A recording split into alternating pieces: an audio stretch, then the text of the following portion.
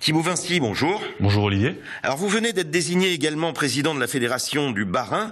Quelle est votre ambition dans les prochaines années pour votre petit parti qui est souvent vu en Alsace comme un simple supplétif du PS?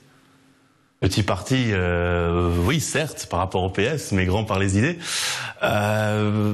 Mes ambitions pour mon parti, ce serait déjà d'avoir peut-être plus de considération de la part de nos alliés dans les prochaines échéances. Alors maintenant, on attend de savoir si justement l'année prochaine les élections départementales et régionales seront maintenues ou si elles seront repoussées à 2016. Mais une de mes premières ambitions est justement d'être présent lors des prochaines élections locales et de pouvoir peser avec le PS ou sans le cas échéant. Alors vous avez eu des mots très durs justement pour votre allié du PS lors des dernières municipales à Strasbourg, lorsque vous avez été évincé des places éligibles entre les deux tours. Est-ce que votre colère s'est calmée? On dirait pas. Calmée, comment dire, j'ai été très déçu puisqu'on avait qu'une candidate sur la liste de Roland Ries. Et le fait qu'entre les deux tours, elle ait été déplacée d'une place tout juste éligible à des places, à reléguer complètement à une place non éligible, puisqu'elle a fini en 58e position. J'ai trouvé ça un petit peu bas et petit de la part de nos alliés, puisqu'on est quand même, ce sont nos alliés, nous sommes fidèles, loyaux et voilà tout ce qui s'ensuit. Et le fait de traiter ainsi un allié de premier tour, oui, j'ai trouvé ça un petit peu décevant.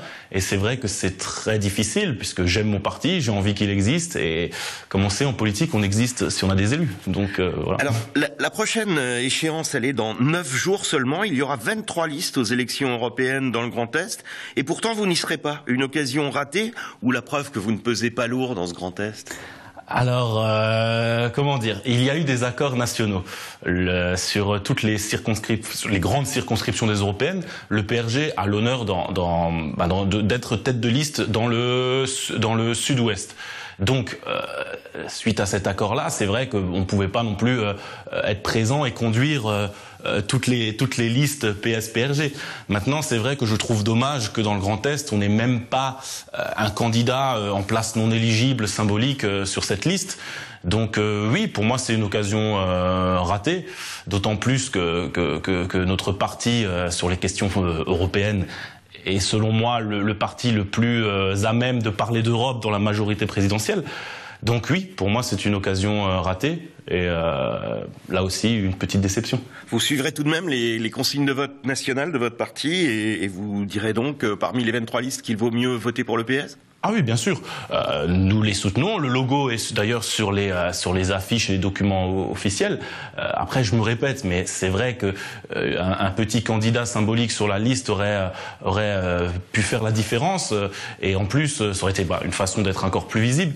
Et je regrette également que le fait que les socialistes locaux n'invitent pas vraiment le PRG à participer à leurs actions militantes, puisqu'effectivement, nous soutenons la liste conduite par Édouard Martin et Catherine Trautmann, surtout Catherine Trautmann d'ailleurs, et il faut plus que jamais se mobiliser puisqu'elle risque, vu sa deuxième place, elle risque de peut-être ne pas être élue si le FN et l'UMP font les scores annoncés. Donc il faut d'autant plus se mobiliser et le PRG appellera à voter la liste PS-PRG du Grand Est et je ferai un communiqué là dans les prochains jours. Thibaut Vinci, merci. Merci beaucoup.